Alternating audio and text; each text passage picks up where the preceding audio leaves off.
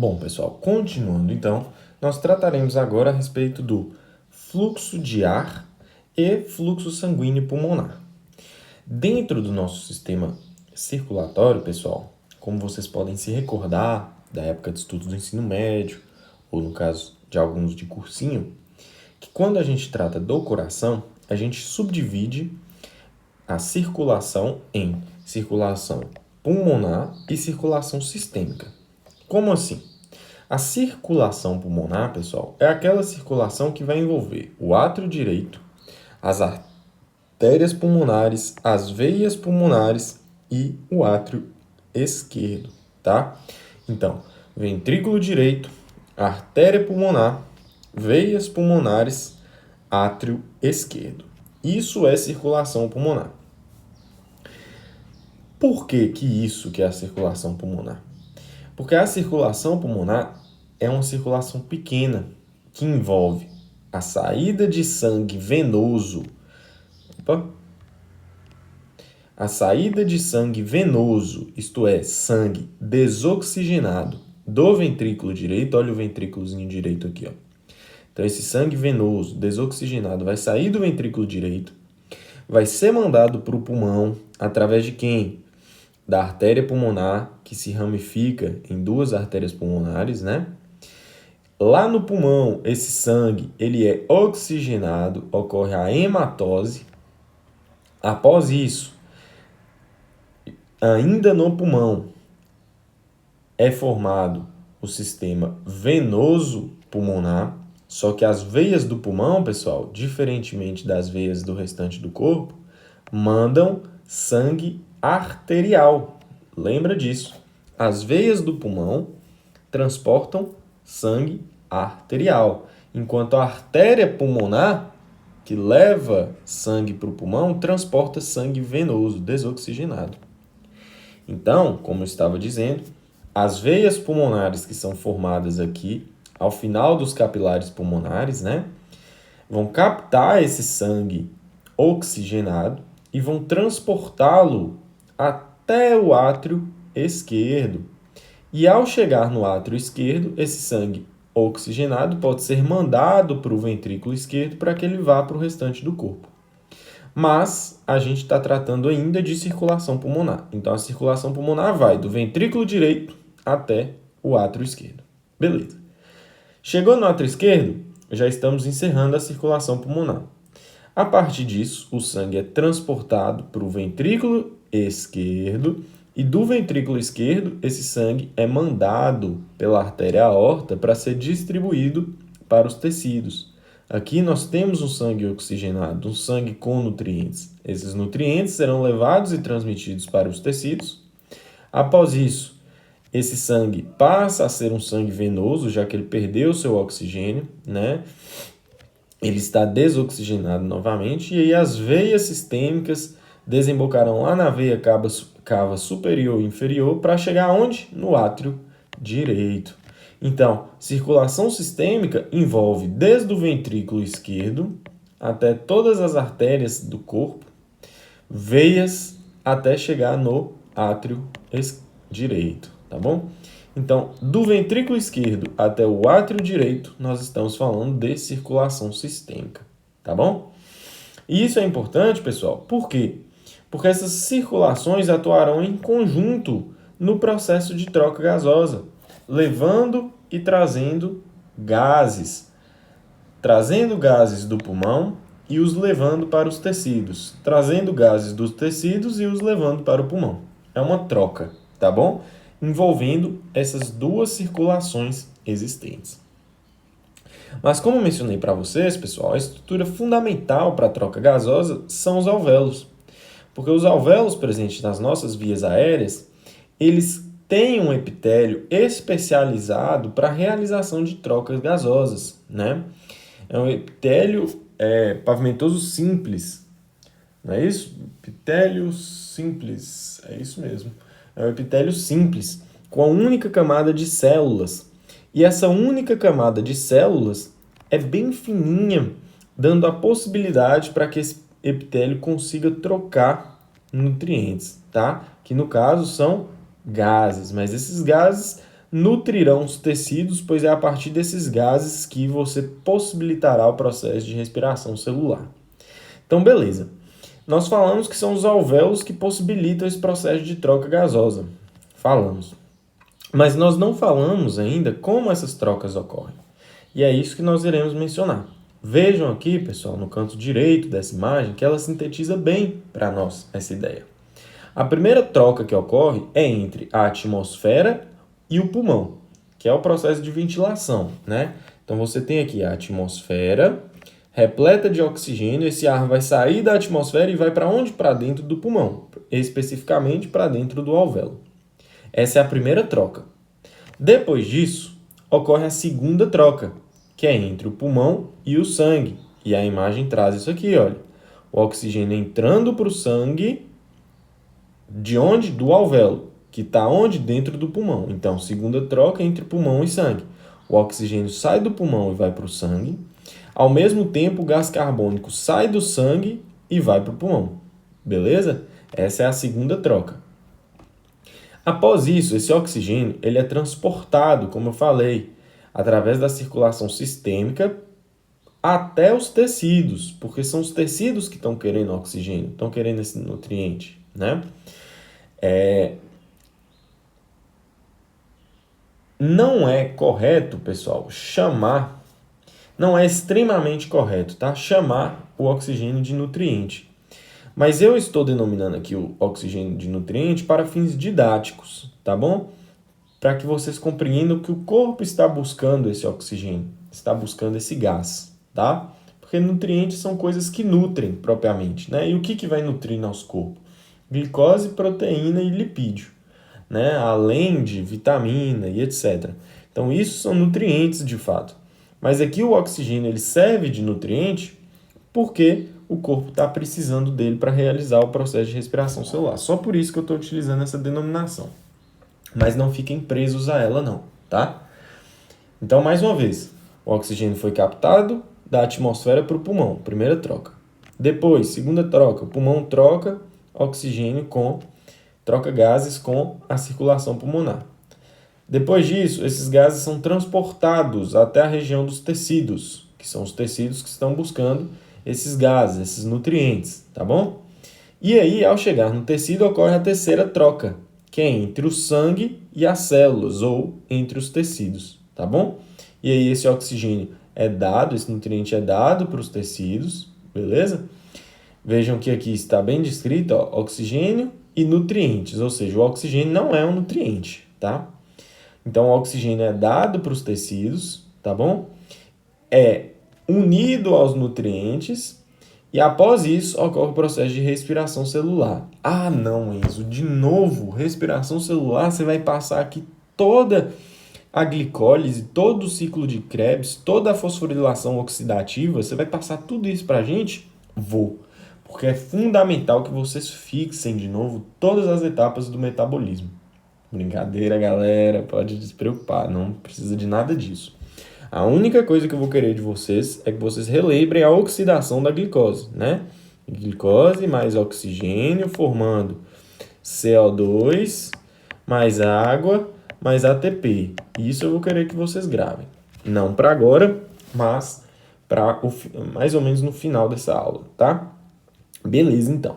Então, pessoal, essas três trocas são as trocas fundamentais que ocorrem, beleza? E isso vai se dar por conta de gradiente de concentração. É um conceito que eu quero que vocês gravem. Um gás, pessoal, um fluido, ele só se move de onde ele está mais concentrado ou com maior pressão para onde tem menor pressão. Então, um gás, ele se move de onde ele está com maior pressão para onde está com menor pressão. A exemplo disso, nós temos o vento. Por que quando você está lá no pé de uma montanha, você sente aquele ventão desgramado batendo em você?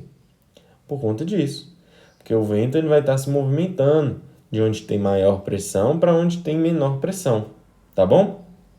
Dentro do nosso corpo é a mesma coisa, pessoal. Para que o ar entre para dentro do pulmão, faz necessário que o pulmão ele esteja com a pressão inferior a pressão atmosférica, porque a gente vai falar que tudo que estiver fora do corpo vai ser referido como pressão atmosférica, tá? Então, a pressão no pulmão, ela tem que estar menor que a pressão atmosférica para que o ar consiga entrar para dentro dele.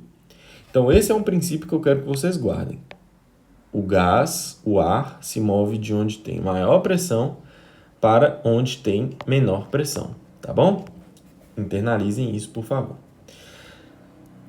Bom, conseguimos compreender, pelo menos em partes, como se dá o processo de circulação pulmonar, né? Que vai envolver atmosfera, pulmão, coração, tecido. A primeira troca, pulmão, atmosfera, pulmão. Segunda troca, pulmão, circulação. Transporte é o terceiro momento. Quarto momento e terceira troca é entre circulação e células. A partir disso, esse oxigênio que foi obtido pelas células vai participar da respiração celular, vai formar ATP, vai formar energia para a célula, e o CO2 que foi produzido aqui na respiração, ele é mandado para fora do tecido, já que CO2 em excesso acidifica um tecido, não é bom para o tecido, então ele é mandado para fora, é captado pela circulação, transformando esse sangue em sangue venoso, desoxigenado, carboxilado. Esse sangue venoso é guiado para o coração. No coração, esse sangue venoso é mandado para o pulmão. No pulmão, esse CO2 que está dentro do sangue é mandado para dentro do alvéolo. Do alvéolo, esse CO2, através da respiração, é mandado para fora do corpo. E com isso, você eliminou o CO2 que foi produzido. E ao mesmo tempo vai estar ocorrendo a entrada de oxigênio que nós já mencionamos. Fechou? Beleza.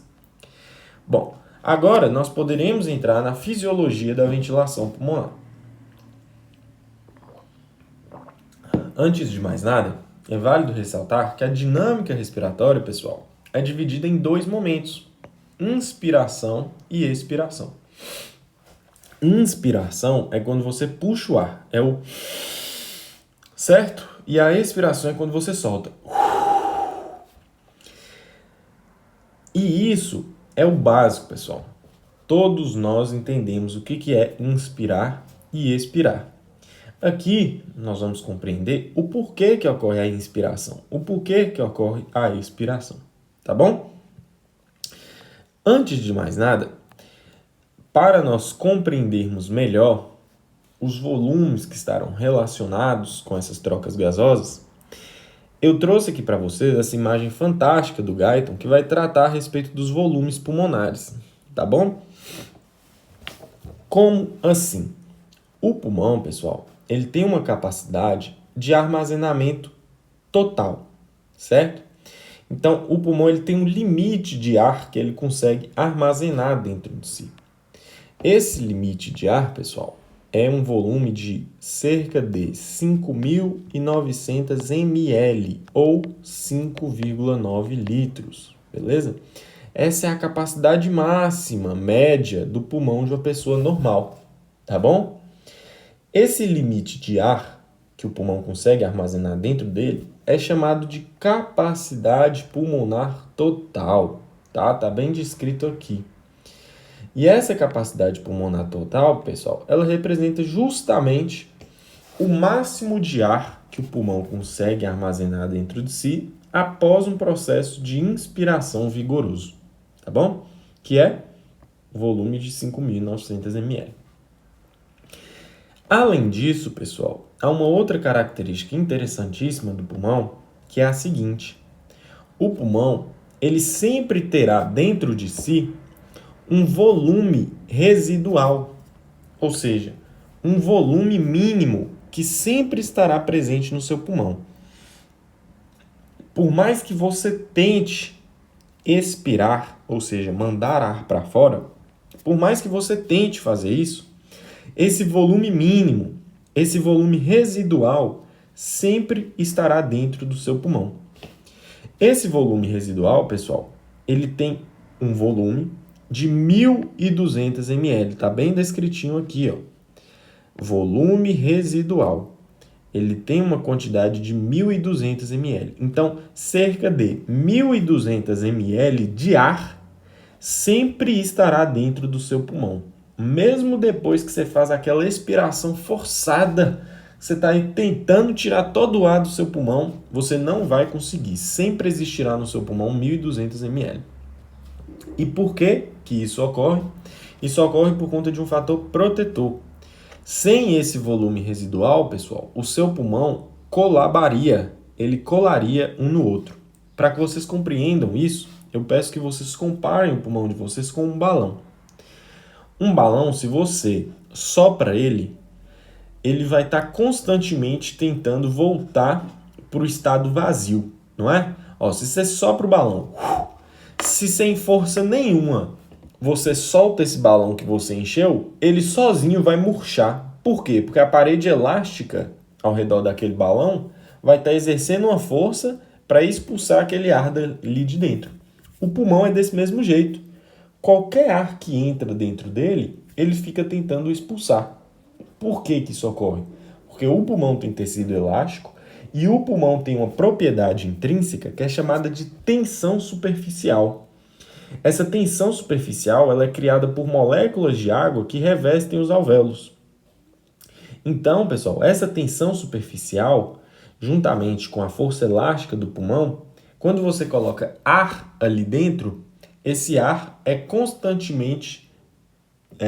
há uma força, né, que constantemente tenta propelir esse ar para fora. Ah, legal. Mas o que isso tem a ver com volume residual? Isso tem a ver com o seguinte, pessoal. Essa tensão superficial criada pelo líquido que circunda os alvéolos, ela exerce uma força de colapso sobre o pulmão, uma força de colabamento. É o mesmo que dizer o seguinte: esse balão que eu falei para vocês, ele enche e depois ele tenta comprimir e tirar o ar dali de dentro. O pulmão é a mesma coisa. Só que, pessoal, no pulmão, se ele conseguisse colar, se ele conseguisse tirar todo o ar dali de dentro, é bem provável que ele ficaria colado, que as suas estruturas se colariam e não conseguiriam encher de novo. Pois, diferentemente do balão, se você enche e esvazia um balão, depois você consegue encher esse balão novamente. O pulmão não. Se o pulmão cola, pessoal, se o pulmão perde o ar que está ali dentro, se o pulmão cola, ele automaticamente se torna inviável para encher de novo. Por conta disso, inviável para encher de novo, pois faria-se necessário que fosse imposto a esse pulmão uma pressão gigantesca, que é superior àquela que nós temos naturalmente, né? Que é a pressão da atmosfera. Então, a pressão da atmosfera não seria mais suficiente para conseguir inflar o nosso pulmão. É aí que surge a função do volume residual. O volume residual, então, ele vem como fator protetor para evitar esse colabamento do pulmão, para evitar esse colapso do pulmão, para evitar esse colamento do pulmão, tá bom? Ele fica ali. A tensão superficial do alvéolo vai ficar tentando fechar esse pulmão, colabar esse pulmão, e esse ar que está ali dentro vai impedir isso, tá bom? Beleza, então já entendemos capacidade pulmonar total, já entendemos volume residual, que é um volume protetor, certo? Além disso, nós temos outros 3 volumes, que são volume de reserva expiratório, volume corrente, volume de reserva inspiratório. O que é cada um desses volumes? O volume corrente, pessoal, é o volume que vai estar dentro da nossa respiração normal. Quando você está aí no repouso, é esse volume corrente que você está trabalhando com ele. Quando você inspira, respira, inspira, expira, inspira, expira, constantemente, no estado de repouso, você vai estar inspirando 500 ml, expirando 500 ml. Inspirando 500 ml, expirando. Inspirando, expirando. Inspirando, expirando. Inspirando, expirando. É esse volume corrente que você vai estar trabalhando com ele. Então, volume corrente é a quantidade de ar que entra e sai do pulmão em um processo respiratório durante o repouso, tá? Que é de 500 ml. Além disso, nós teremos o volume de reserva inspiratório e o volume de reserva expiratório. O que é isso? Volume de reserva inspiratório é uma quantidade de espaço que você tem dentro do pulmão de reserva para um momento de necessidade, como, por exemplo, quando você prender o ar por muito tempo, quando você estiver exercendo um exercício extenuante, né, um exercício vigoroso. Nesses momentos, vai chegar uma hora que você vai precisar puxar o ar com muita força, pois o corpo vai estar precisando de muito oxigênio. E aí o pulmão, ele deixa esse espaço reservado para esses momentos. Ele não fica usando esse espaço o tempo inteiro, tá? Ele deixa esse espaço de reserva para um momento de necessidade, que você vai precisar de mais ar.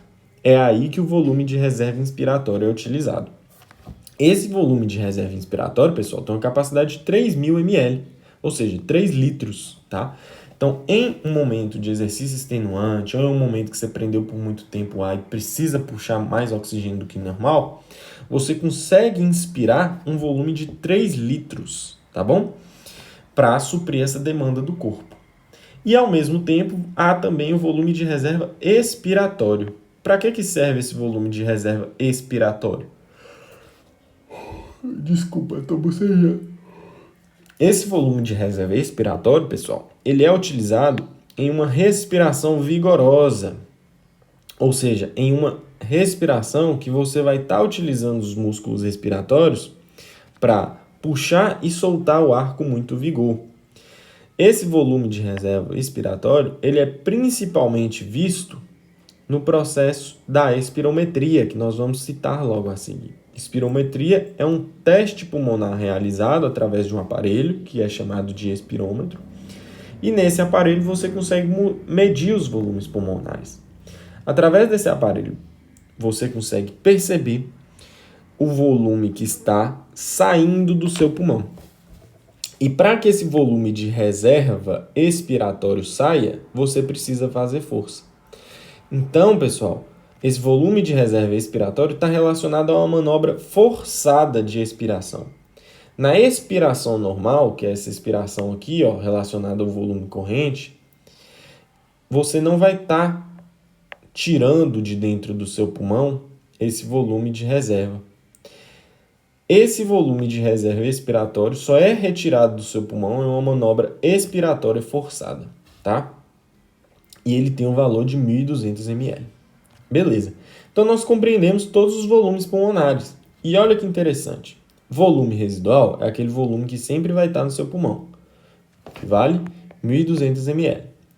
Volume de reserva expiratório é o volume que só sai do seu pulmão se você forçar muito, mais 1.200 ml. Volume corrente é o volume que constantemente você está inspirando e expirando em um processo respiratório em repouso, normal, mais 500 ml. E o volume de reserva inspiratório é o volume que você usa quando você está precisando de mais oxigênio do que o normal, 3.000 ml. Se nós somarmos todos esses valores, olha quanto que dá. 1.200 com 1.200, 2.400. 3.000 com 500, 3.500. 3.500. 3.500 com 2.400, 5.900. Ah, Enzo! É por isso que a capacidade pulmonar total vale 5.900 ml, porque ela é justamente a somatória de todos esses 4 volumes. Ah, pessoal, então vocês sacaram direitinho qual que é a ideia. É exatamente isso. A capacidade pulmonar total, que é o máximo de ar que o pulmão consegue armazenar, é justamente a somatória desses 4 volumes que nós mencionamos aqui, tá bom? E além da capacidade pulmonar total, nós temos outras 3 capacidades, que são a capacidade inspiratória, capacidade vital e capacidade residual funcional. Cada uma dessas capacidades representará uma determinada coisa. Que coisa que será essa? Bom, a capacidade inspiratória, pessoal, ela representa o máximo de ar que você consegue inspirar em um momento de necessidade. Bom, Eu estava falando para vocês que o volume de reserva inspiratória é um volume destinado para essa inspiração mais vigorosa, certo? Só que, pessoal, além desse volume de reserva inspiratório, vocês têm que concordar comigo que antes de utilizar ele, você utilizou o volume corrente. Porque lembra que eu falei para vocês que o volume corrente é inspiração, expiração, inspiração, expiração. Mas pode ser que em um momento você estava aqui, ó, inspirou, expirou, inspirou, expirou. Inspirou o volume corrente. Só que isso não é mais suficiente. O que você vai fazer? Além de inspirar esse volume corrente, você vai inspirar o volume de reserva inspiratório. Entendeu? Por isso que a capacidade inspiratória, que é o máximo de ar que você consegue inspirar, é a soma do volume corrente mais o volume de reserva inspiratório. Ou seja, é a quantidade normal de ar que você inspira mais a quantidade de ar que você pode expirar em um momento de necessidade. Totalizando quanto? O volume de reserva inspiratória é 3.000 e o volume corrente é 500 ml. Então, a capacidade inspiratória vale 3.500 ml. Tá bom? Beleza. Além disso, nós temos a capacidade vital.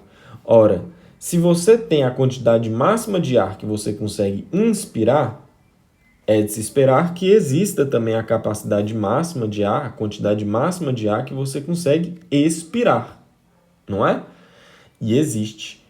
Essa quantidade máxima de ar que você consegue expirar, pessoal, é justamente a capacidade vital. Então, capacidade vital é a quantidade máxima de ar que você consegue expirar em um processo expiratório forçado. Se você fizer uma expiração forçada após uma inspiração vigorosa, você consegue tirar de dentro do seu pulmão 4.700 ml. E por quê? Porque a capacidade vital é justamente a somatória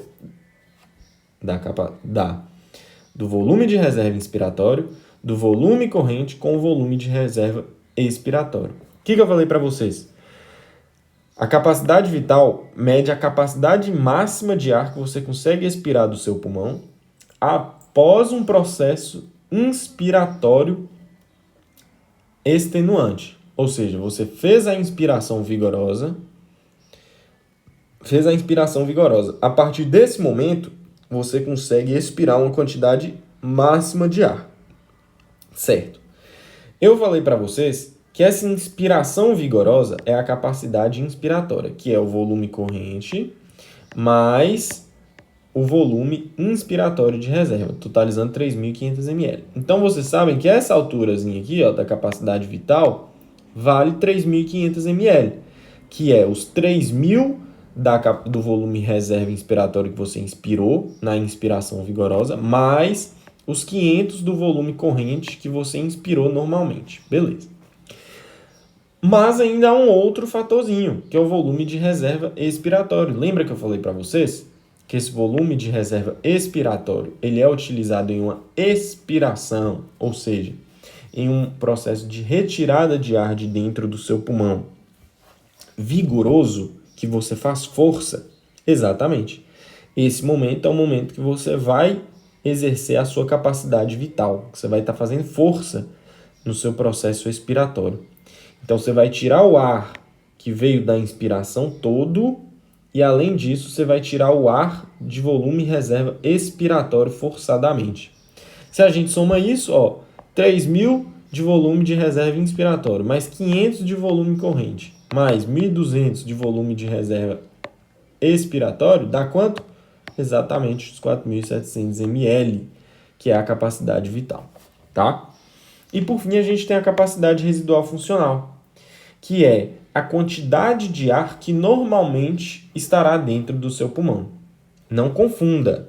Volume residual é o volume que obrigatoriamente, independente do que você faça, sempre estará dentro do seu pulmão. Capacidade residual funcional é a quantidade de ar que normalmente estará dentro do seu pulmão. Por quê? Porque, como eu falei, pessoal, você só tira de dentro do seu pulmão o volume de reserva expiratório em uma manobra forçada. Quando você está inspirando e expirando sem fazer força, você não retira de dentro do seu pulmão o volume de reserva expiratória, tá bom?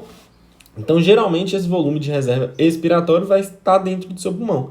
exceto se você fazer força, que aí você tira ele de dentro do seu pulmão e vai restar apenas o volume residual. Então, capacidade residual funcional é esse volume que normalmente fica dentro do seu pulmão após um processo respiratório, que é a somatória de quem? Do volume de reserva expiratório, que se você não fizer força, vai ficar dentro do seu pulmão, mais o volume residual, que sempre vai estar dentro do seu pulmão, independente do que você faça. Ou seja, 1.200 mais 1.200 totaliza 2.400 ml, que é justamente a capacidade residual funcional. E por fim, a gente tem a capacidade pulmonar total, que nós já mencionamos o que é a quantidade máxima de ar que o pulmão armazena, que é a somatória de todos esses 4 volumes, tá bom? Show! Compreendemos bem os volumes pulmonares. Agora eu quero que vocês compreendam um segundo conceito, que é o conceito de espaço morto. O que é esse bendito espaço morto, pessoal? É o seguinte: dentro do nosso pulmão, pessoal, a grande função do pulmão é o quê? É realizar trocas gasosas, né? Vou tomar um gole d'água aqui.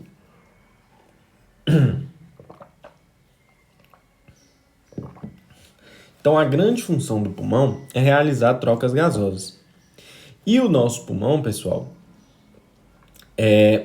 apresentará determinadas estruturas que não irão realizar essa troca gasosa. Essas estruturas são chamadas de espaço morto, tá bom? Nós temos 2 espaços mortos: o espaço morto anatômico e o espaço morto fisiológico. O que é cada uma dessas estruturas? O espaço morto anatômico são todas as estruturas do sistema respiratório que não realizam troca gasosa. Ah, Enzo, isso já me traz uma ideia. Você mencionou para mim que o sistema respiratório é dividido em zona de condução e zona respiratória. A zona de condução só conduz o ar para a zona respiratória, não troca gases com o sangue.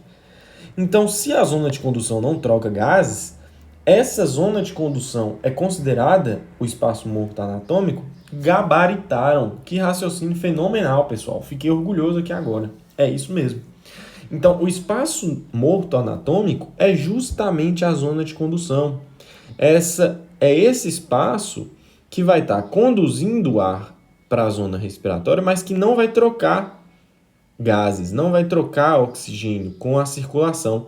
Então, o ar vai entrar por aqui, vai até o final da zona respiratória, tudo isso aqui vai trocar gases, que é o que está dentro da zona respiratória, mas tudo isso aqui que está para cima, todo esse volume de ar que está para cima da zona respiratória, ou seja, todo esse volume de ar que está dentro da zona de condução, não vai trocar gases com o sangue. E é esse espaço aqui que é chamado de espaço morto anatômico, tá bom? Ou seja, espaço morto anatômico é igual a estruturas da zona de condução. Então, são as zonas de condução que formam o espaço morto anatômico. Beleza? Então, isso é o mesmo de dizer o seguinte: nós mencionamos que em um processo de respiração normal, nós trabalharemos com um volume corrente de 500 ml. 500 ml entra e sai, entra e sai. Entra 500 ml, sai 500 ml. Entra 500 ml, sai 500 ml. Entra 500 ml, sai 500 ml. Só mais uma vez. Entra 500 ml, sai 500 ml. Última. Entra 500 ml, sai 500 ml. Ou seja, um processo respiratório normal vai estar mandando para fora e para dentro 500 ml constantemente. E eu mencionei para vocês que vai entrar e vai passar primeiramente pela zona de condução e depois vai até o final da zona respiratória. Ou seja, todo esse volume de ar aqui que entrar em um processo de respiração normal vale 500 ml. Desses 500 ml, 150 ml vai ficar aqui nesse espaço morto, que é esse espaço de cima. E 350 ml vai ficar aqui embaixo, na zona respiratória. Ou seja, dos 500 ml de ar, que é o seu volume corrente, que é a quantidade de ar que entra e sai do pulmão numa respiração normal, dos 500 ml, apenas 350 ml que vão efetivamente participar da troca gasosa. Outros 150 ml não participa da troca gasosa porque vai ficar alojado no espaço morto do seu pulmão, que é um espaço que não realiza a troca gasosa. Entenderam? Além desse espaço morto, que é o espaço morto anatômico, você tem também o espaço morto fisiológico. E o espaço morto fisiológico, pessoal, ele é formado pelos alvéolos mal perfundidos. Está até escrito aqui, ó, alvéolos mal perfundidos. Como assim? No pulmão de um indivíduo normal, de um indivíduo são, naturalmente ele terá alguns alvéolos que não terão uma perfusão adequada. No estado, numa posição ortostática, por exemplo, que é quando você está em pé, a sua base do pulmão é muito melhor perfundida do que o seu ápice pulmonar, que é a porção de cima. Porque por conta da gravidade, o sangue naturalmente vai mais para baixo do que para cima, né? Então, no estado ortostático normal, há regiões do seu pulmão no ápice que estarão mal perfundidas e, portanto, não participarão da troca gasosa. Além disso, há alvéolos que naturalmente, mesmo nas áreas bem perfundidas, não terão a perfusão adequada, não terão vasos sanguíneos chegando até ele. Não terá capilar pulmonar revestindo-os, certo? E se não tem capilar pulmonar os revestindo, eles não conseguem realizar a troca gasosa. Isso é natural, todo indivíduo tem isso. Então, pessoal, esses alvéolos, apesar de não serem perfundidos, eles também terão ar entrando neles. Só que o ar vai entrar neles, mas não vai realizar a troca gasosa. Assim como ocorre na zona de condução. Por quê? O alvéolo não vai ter um capilar o perfundindo. Se não tem capilar perfundindo, não tem como realizar a troca gasosa. Então, esses alvéolos mal perfundidos são tidos também como espaço morto. Só que, no caso, eles farão parte do espaço morto fisiológico, tá? Então, espaço morto fisiológico, pessoal, é a somatória do espaço morto anatômico, que foi o que nós mencionamos aqui acima. O que é espaço morto anatômico? São as zonas de condução. Então, espaço morto fisiológico é a somatória do espaço morto anatômico mais os alvéolos mal perfundidos que, de maneira fisiológica, podem se fazer presentes em um determinado indivíduo. Tá bom? E aí eu trouxe essa imagem aqui muito bacana para a gente fixar melhor a compreensão do espaço morto. Vejam que a imagem traz um volume corrente de 500 ml. E dentro desse volume corrente, ela subdivide em 350 e 150 ml, dizendo que o espaço morto anatômico equivale a 150 ml de ar, né? Armazena 150 ml de ar de um processo respiratório que trouxe para dentro do pulmão 500 ml, que é o seu volume corrente. Isso a gente já tinha mencionado, não é nenhuma novidade. Ou seja, dos 500 ml que entrou de ar, 350 participa da troca gasosa e 150 não. Show! Além disso, há um outro conceito muito legal, que é o conceito de que, após um processo respiratório, no seu pulmão, sempre haverá um volume residual, correto? Correto. E em muitas vezes também existirá um volume de reserva expiratório, certo? Que é essa capacidade residual funcional. Vai estar ali, né? Beleza. Ou seja, pessoal, você inspirou, puxou o ar para dentro do seu pulmão. Ao final da expiração, você vai soltar esse ar. Quando você soltar esse ar, o ar vai sair, olha lá.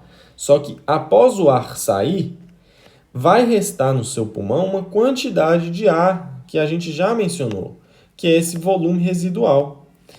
Esse volume residual, que sempre vai estar dentro do seu pulmão, pessoal, é uma quantidade de ar que já realizou as trocas gasosas. Ele já é um ar desoxigenado, certo? E qual que é o impacto disso? O impacto disso é que, após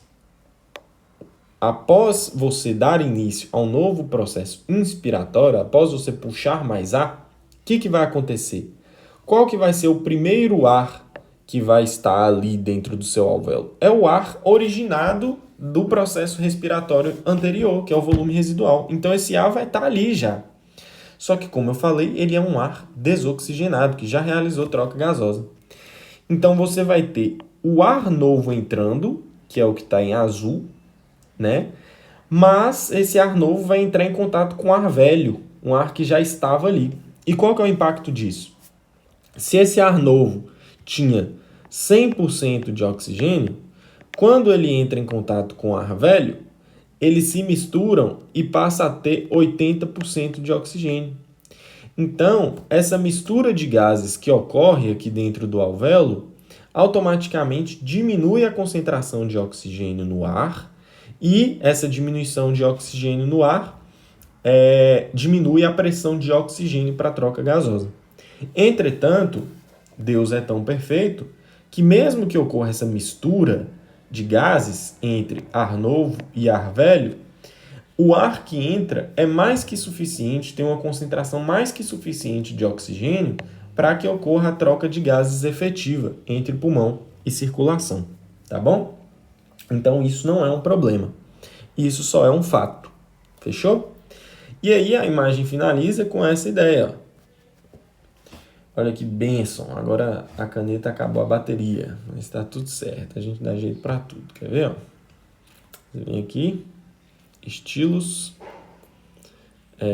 tira aqui, nenhuma, pan, já era.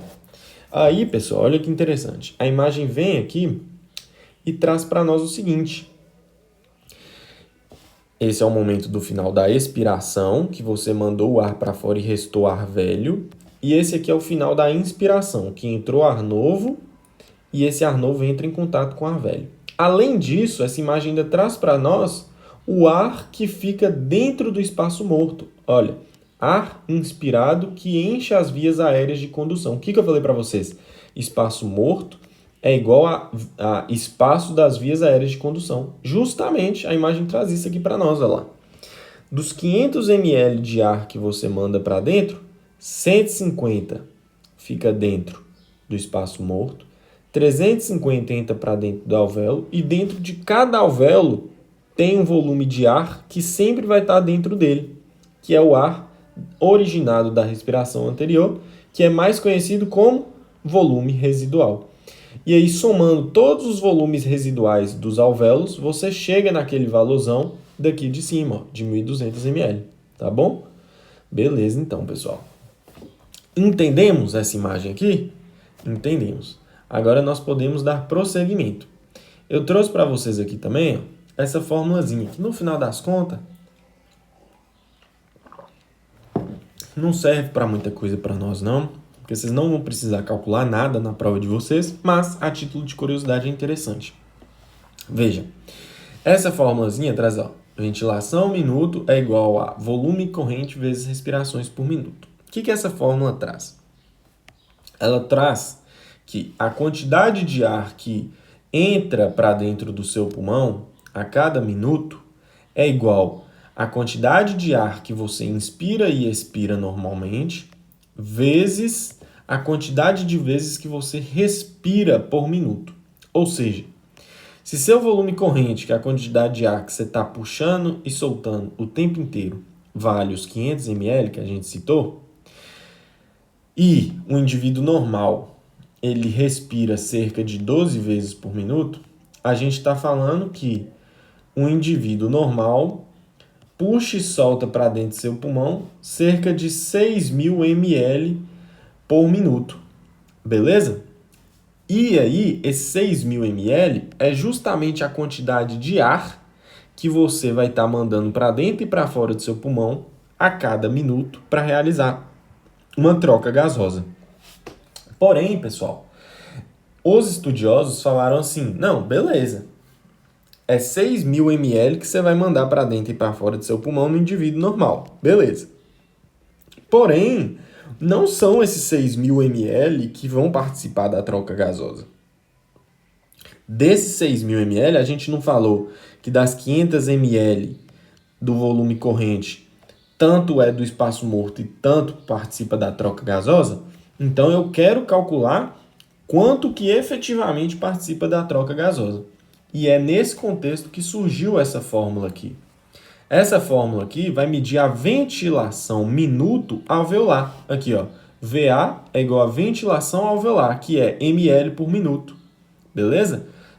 No alvéolo, ou seja, é a quantidade de ar que efetivamente entra e sai do alvéolo realizando troca gasosa. Dito isso, essa fórmula leva em consideração o volume do espaço morto. Veja, volume de ventilação alveolar é igual a volume corrente menos volume no espaço morto. Ah, entendi. Multiplicado pelas respirações minuto, que a gente já tinha consciência da existência dela. Olha que legal. Então, a ventilação alveolar, pessoal, vai fazer o seguinte, ó, se seu volume corrente é 500 ml e seu espaço morto é 150 ml, que a gente mencionou lá atrás, a gente vai ter que o volume de ar que efetivamente troca gases é um volume de 350 ml.